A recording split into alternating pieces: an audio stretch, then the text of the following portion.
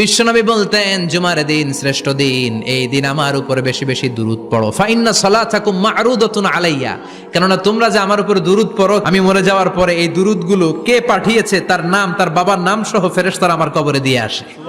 সাহাবারা বললেন, ইয়া রাসূলুল্লাহ কাইফা সালাতুনা মা'রুদাতুন আলাইক, আপনি মরে যাওয়ার পরে আমাদের দুরূদ কেমন করে আপনি দেখবেন? ওয়াকাদ আরিমতা, আপনি তো পচে গলে মাটির সাথে মিশে যাবেন।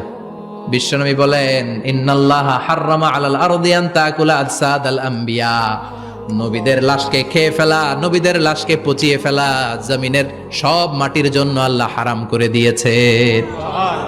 নবীদের লাশ পচে না, নবীদের লাশ গলে না। যারাই বিশ্বনবীর উপর দুরূদ পড়বেন, আপনার নাম সহ, আপনার বাবার নাম সহ, মালাইকাতু সাইয়াহিন, একদল ফেরেশতা আছে শুধু রাউন্ড দেয় গোটা ওয়ার্ল্ডে। কারা বিশ্বনবীর উপর দুরূদ পড়েছে, এই দুরূদ নিয়ে, এই নাম নিয়ে বিশ্বনবীর কবরে তারা পৌঁছে দেয়। চিল্লায় পড়েন আল্লাহু আকবার।